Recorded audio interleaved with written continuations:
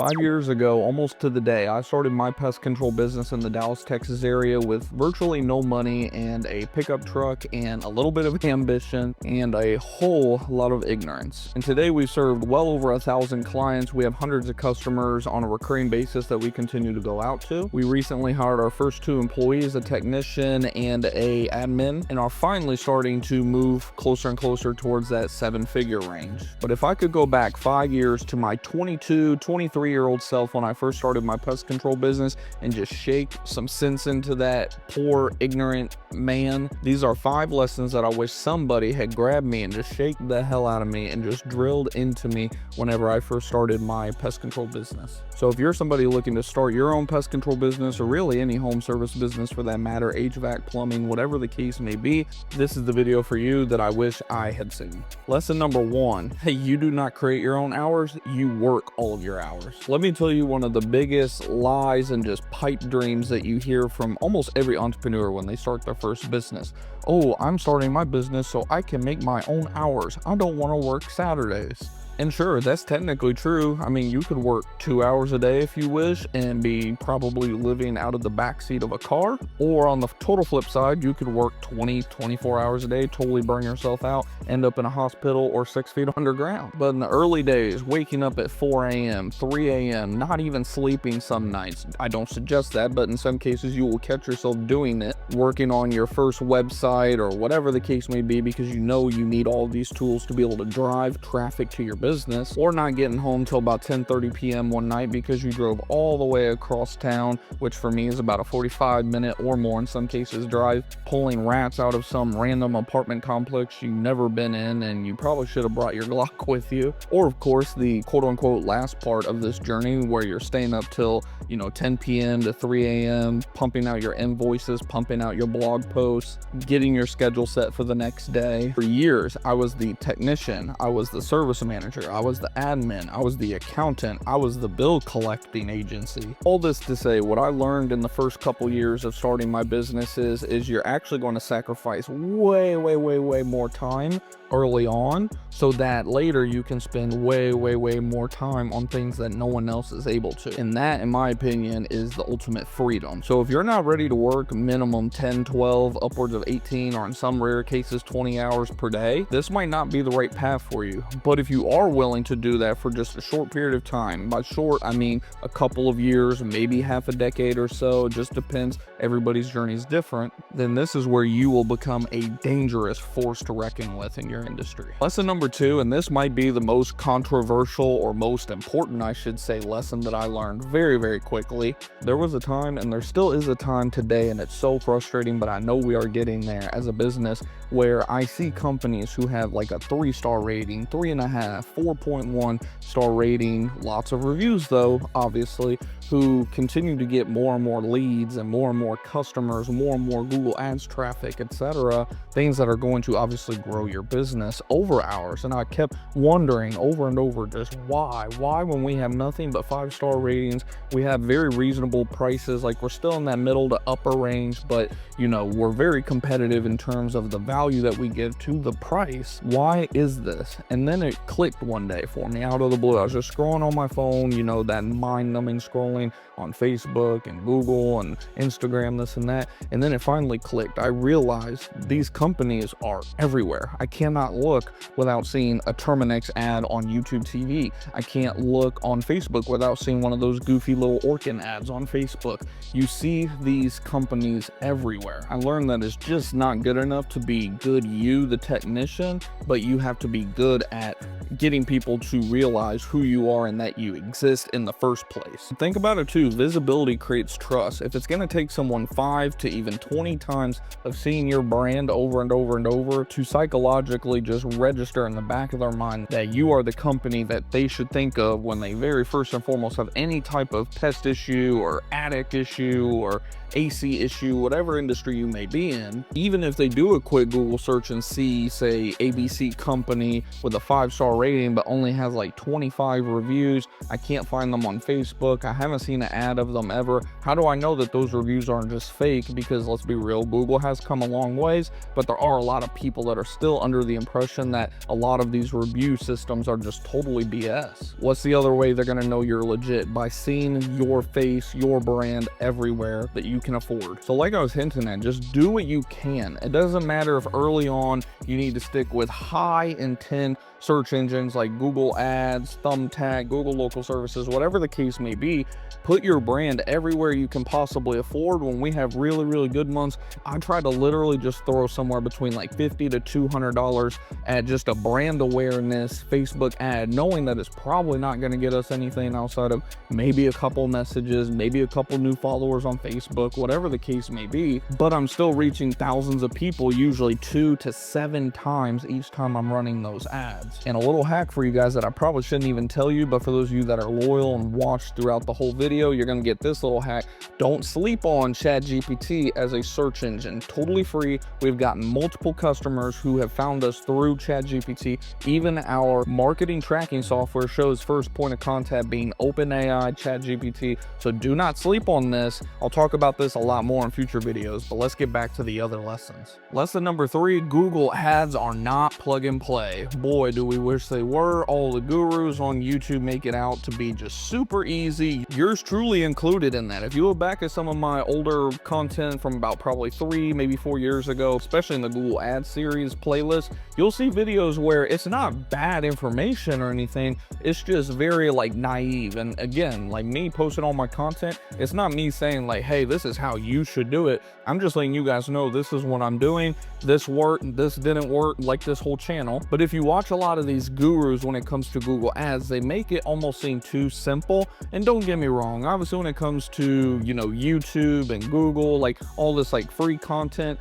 you only have so much time in a day that you're actually going to put in terms of effort into that content. But there's really only a couple of them out there, and surprise, surprise, they don't have that big of a following for whatever reason, who are actually giving lots of valuable information. But ultimately, Google Ads is its own nutty professor scientific experiment that is always changing. I spent thousands of dollars. You guys know I've showed like live results on live streams and videos that we've done in the past. I've spent thousands of dollars. Just this year, I've spent a couple thousands of dollars on Google Ads, and it's taken me all this time to finally start getting ads that on a pretty consistent basis get us 1 lead a day, 2 leads a day, 3 to 5 leads a week, you know, just multiple leads coming in every single week. So my whole point in mentioning all of this is just, if you're not willing to dedicate not just the time, but the money that is going to be required for not just you to learn Google, but Google Ads to learn about your business and what ads are going to like work best for you, and not go in and change like too many things at one time to where you're throwing off Google's entire like algorithm and learning system, so to speak, then don't bother. Just stick with the other advertising platforms we were talking about. We're sure you're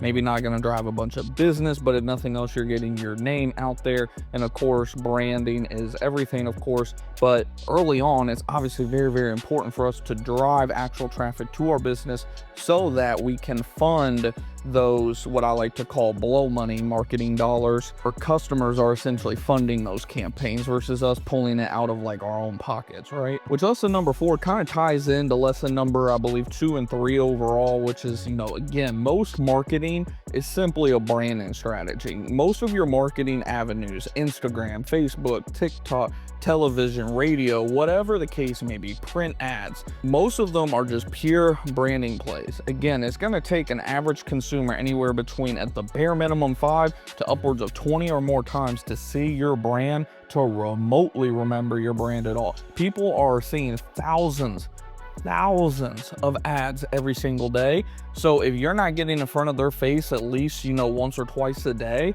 then how do you think they're ever going to remember you? How do you see companies obviously like the Terminixes, but even think about the medium-sized companies in your area.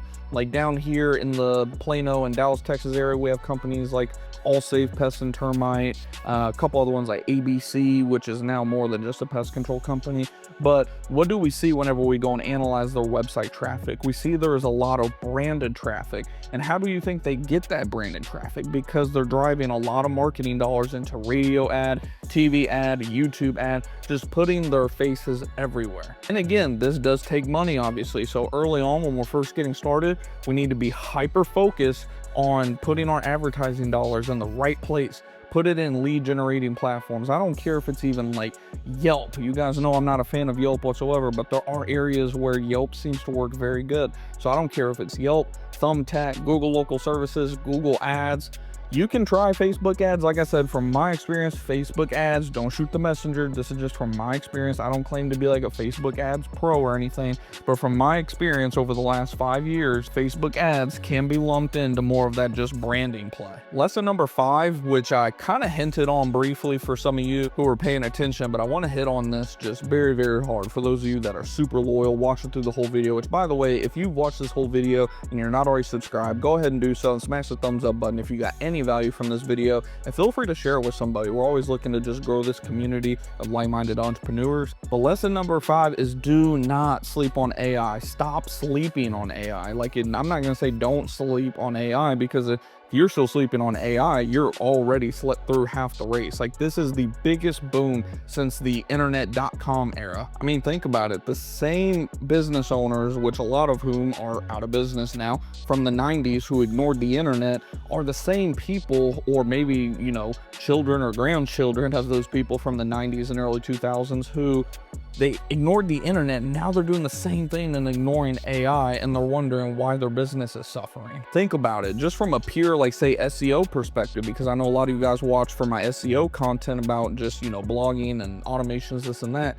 If a company is able to pump out, say, 1 blog a day, just a simple 1 blog a day, because they now have an automation in place where all they got to do is go fine tune some things, click post, and then boom, they're done for the day, versus another company has to go in and put like 10 hours per blog article post on their website, and they're only getting like 1 or 2 out a week at the most. Some are still doing like 1 a month. Who do you think over the long haul is going to see the best results on their website? The company that's posting 5 or more articles a week, or the company that's barely getting 1 a week on average, or maybe even less? And we do so many other things with AI too. I've been creating GPTs nonstop. I mean, I could go into personal ones that I do with like personal finance. I have my own GPT for, you know, personal training, a GPT that helps me create like my meal plans for the week. But then obviously in my business, I also create GPTs that help me create new ad copy, help me, you know, edit my landing page. I use Google Gemini because we have like the Google AI Studios part of our was it like Google Business, not Google Business, but like our Google, you know, where you get a business email. I forget the name of it, but it comes with Google AI Studio, which comes with a really badass version of Gemini that I'm still learning, but I will utilize that. You can literally have it take a look at your screen for you, and you can have a conversation right there with Gemini about how can I improve this landing page? How can I improve this web page on my website? What can I do with the above the fold? Like, you can go so deep with this AI, and it's just getting better and better literally every single day. So your one task for this week, for those of you that haven't started using AI yet, matter of fact, I don't care if you've been using AI for the last couple years or if you're brand new to AI, I want you to pick just one simple task. I'm not saying that you need to figure out using N8N and Zapier and all this stuff, like how to automate my entire life, but just pick one thing. I don't care if it's categorizing your email inbox. I don't care if it's giving you updates on your bank account balances. Find one task that takes you at least a couple minutes per day or more, and figure out how to automate that to where all you have to do is simply look at one, be it email, one message from your GPT assistant, whatever the case may be. Figure out how to automate that, and let me know in the comments down below what you have automated, both either in your business or in your life. And look, by no means am I perfect at all. You guys know I talk about the good, the bad, and the ugly. Notice 2 out of 3 of those are bad and only 1 is good. I'm still learning lessons every single day, a lot of which are very painfully, which I'm sure you guys can see some of the gray possibly. I don't know, it doesn't show up real well in this lighting, but your boy is not even 30 years old yet and looks like about 35 in terms of just my gray hairs and my beard and in my hair. Every time I get my hair cut, I want to cry a little bit based on all the gray hairs that are coming out. But my ultimate goal of this video is if you're somebody that's looking to either start your own pest control business, or like I said, just any service business for that matter, nothing else, I want it to be like a wake-up call for you. Like, really think about, like, do I really want to dive down this? I call it a rabbit hole. You know, if you all don't know about rabbit holes, it's like a conspiracy theory thing. Not that I'm like a conspiracy theorist, though some people might think so, but I always tell people, like, how far down the rabbit hole do you want to jump when it comes to business? Do you want to dabble your toes in it, maybe do it part-time as a little hobby? That's fine. Like we talked about earlier, you can work on this a couple hours a day and you know you're going to get a couple hours a day results out of it. Or you can be fully obsessed, go all in for a few years, 5 years, who knows, maybe 10. It just depends on, you know, your level of dedication, your ability to learn things on the fly. Because let me tell you guys one last thing. If you're somebody that makes the same mistakes over and over and over and over again, you're gonna fail. It just is what it is. Like, you know, you're playing with money now. You're not playing with Monopoly money. Like, you have to be able to learn from a experience. If not the first time, definitely the second time. Like, if you make the same mistake more than twice, like in a lot of cases, you will be lucky to still be in business. Like I said, this should just act more as a wake-up call for a lot of you guys. Like, how bad do you want it? Do you want it as bad as you think you do? Or do you think, like, oh, it's gonna be as simple as doing this, doing that, you know, I'm crunching some numbers. Oh, if I just literally do what I'm doing at this company, I'll be rich. It doesn't work that way.